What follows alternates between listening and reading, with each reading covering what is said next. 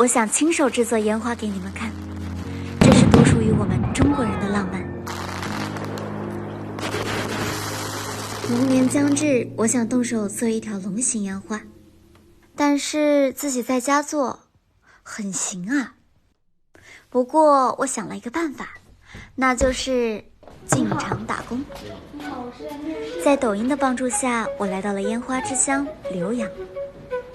从李田点燃第一支烟花起，这种传统的技艺已经在这里传承了上千年。通过面试之后，需要先培训。制作烟花必须清楚每一种颜色的效果和相关药物的配比。烟花的颜色来自于焰色反应，五颜六色的焰色源自于不同的金属添加物。加碳酸锶是红色，硝酸钡是绿色，加上氧化铜就是罕见的蓝色，还有银、紫、黄、金。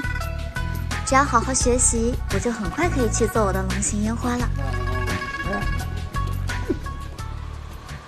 进入操作间需要全副武装，还得先触摸静电球去除静电。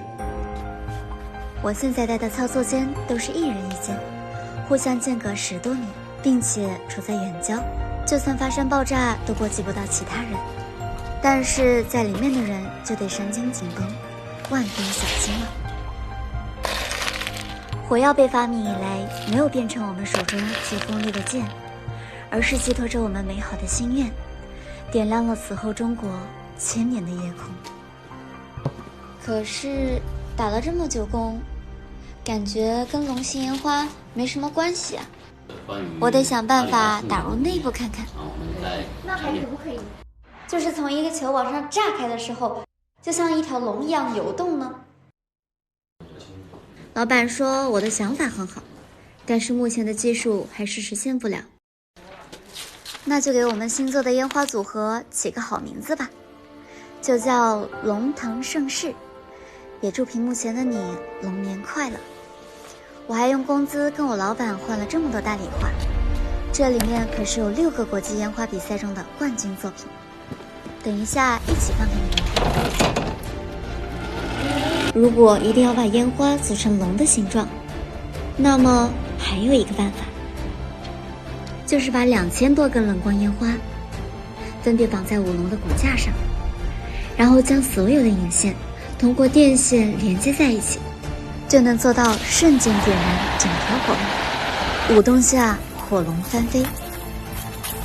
可是我举都举不起来，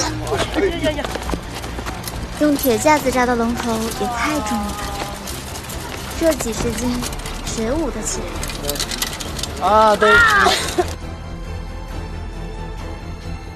啊，真的挺重的。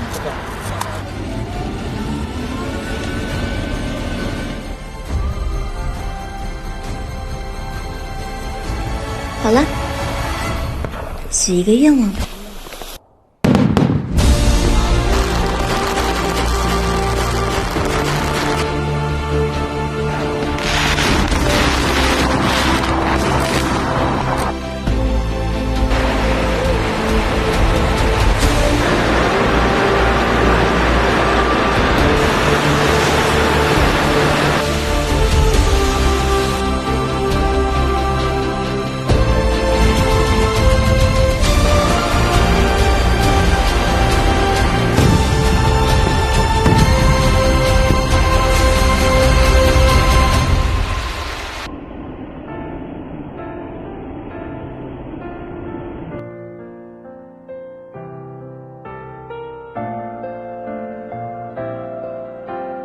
旧的一年过去了，或许每个人都有过失落，有过彷徨，但是新桃终要换旧符。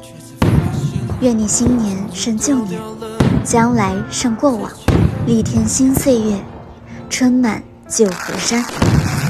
新的一年，如你所愿。